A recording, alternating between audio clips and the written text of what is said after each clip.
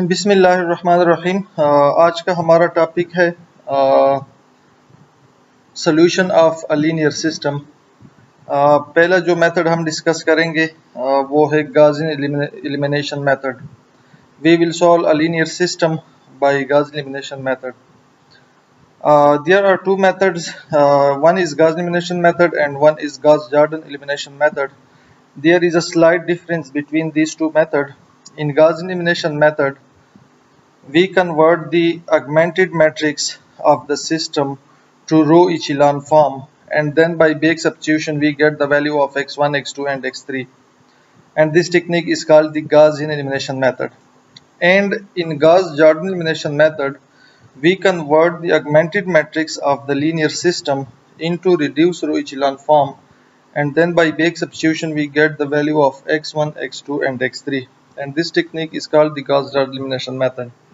So in this method, convert the augmented matrix AB of a linear system AX is equal to B, where this is the linear system A, X is equal to B. Every linear system can be written in general by this form X is equal to B. Into row echelon form using row operation. हम रो echelon form में convert करेंगे इस system के augmented matrix को by using row operation, and then find the value of unknowns x1, x2, x3 or x, y, z और जितने भी variables हैं by Bayes substitution. This method is called the Gauss elimination method. एक example solve कर लेते हैं जिससे आपको ये टेक्निक समझ आ जाएगा. ये जो एग्जांपल है इसका सोल्यूशन यूनिक है. You know that there are three possibility for a system of linear equation. The system may has a unique solution, the system may have infinitely many solution, or the system has no solution. So ये example जो है ये unique solution का है. Question है कि solve the following system by Gaussian elimination method. x1 plus x2 plus 2x3 is equal to 8 minus x1 minus 2x2 plus 3x3 is equal to 1, 3x1 minus 7x2 plus 4x3 is equal to 10. ये एक non homogeneous system है because there are 8, 1 and 10. ये non homogeneous equation है, ये non homogeneous equation है, ये non. There are three equation and three variable. एक equation, second one and third one, and the variable x1, x2, x3. So this is basically a square system. Write this matrix. Write this system in matrix notation. A, the coefficient matrix 1, 1, 2, minus 1, minus 2 and 3, and 3 minus 7 and 4. Here are the variable. The column matrix x1, x2 and x3 is equal to the non-homogeneous part 8, 1 and 10. This is the matrix notation of system 1. The augmented matrix of this system is A slash B. This is matrix A and slash this is matrix B. This is called the augmented matrix. Now by using row operation we will convert this augmented matrix of the system to row echelon form. Row operation हम पहले discuss कर चुके हैं. Row operation में कुछ legal step हैं, उसके अलावा आपने कोई स्टेप यूज नहीं करना. ये ऑगमेंटेड मैट्रिक्स है. अब इसमें जो है ये 1 है. ऑलरेडी हमने ये कहा था कि every non zero entry from the left hand side in each row should be 1. So इस रो को अगर हम देखें इसमें ये non zero entry, first non zero entry 1 है. So this is okay. अब इस 1 के नीचे जो है 0 आएगा, यहाँ पे भी 0 आएगा. नॉन जीरो एंट्री 1 होनी चाहिए, लेकिन वो 1 जो है वो यहाँ पे हो सकता है, वो यहाँ पे हो सकता है. यहाँ पे नहीं हो सकता क्योंकि रो इचेलॉन फॉर्म में हमने ये कहा था कि नीचे वाले रो में जो 1 होगा, लीडिंग 1 होगा, वो ऊपर वाले रो के राइट साइड पे होगा. सो यहाँ पे नहीं हो सकता, यहाँ पे 0 होना चाहिए. यहाँ पे 1 हो सकता है, यहाँ पे 1 हो सकता है. सो इसको 0 करना है, इसको 0 करना है. इस -1 को 0 करने के लिए मैंने रो ऑपरेशन किया. This is R2 actually. So R2 plus R1 मैंने किया है this row operation. And similarly 3 को 0 करने के लिए मैंने क्या किया, R3, ये थर्ड रो है. सो R3 माइनस 3 R1. यहाँ पे 1 है, इसको 3 से मल्टीप्लाई करें, इसे सब्ट्रैक्ट करें तो यहाँ पे 0 बनेगा. ये दो रो ऑपरेशन करें तो 1, 1, 2, 8. इस पे कोई रो ऑपरेशन नहीं हुआ. So as it is. यहाँ पे -1 + 1 0, -2 + 1 -1, 3 + 2 is equal to 5 and 1 + 8 is equal to 9. फिर सेकंड जो रो ऑपरेशन है R3 माइनस 3 R1, इस फर्स्ट रो को 3 से मल्टीप्लाई करें, थर्ड रो से सब्ट्रैक्ट करें, सो 3 माइनस 3 0 बनेगा, माइनस 7 माइनस 3 इंटू 1 माइनस 10 आएगा, 4 इसको माइनस 3 से मल्टीप्लाई करें, 4 minus 6 is equal to minus 2 आएगा, 10 minus 8 into 3 24, so 10 minus 24 minus 14 आएगा।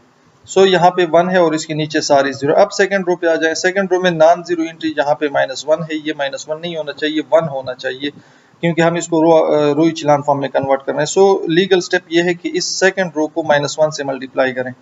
सो ये -1 से मल्टीप्लाई हो गया 1, 5 -1 से मल्टीप्लाई हो गया -5 और 9 -1 के साथ मल्टीप्लाई हो गया -9। अब ये रो इचेलॉन फॉर्म में है, ये रो भी रो इचेलॉन फॉर्म में, और ये 1 जो है ये ऊपर वाले 1 के राइट साइड पे भी आ रहा है, ठीक है। अब आ जाए थर्ड रो पे, यहाँ पे -10 है। एक तो ये कि फर्स्ट नॉन जीरो एंट्री -10 नहीं होनी चाहिए, 1 होनी चाहिए, इसको 1 में कन्वर्ट करना है।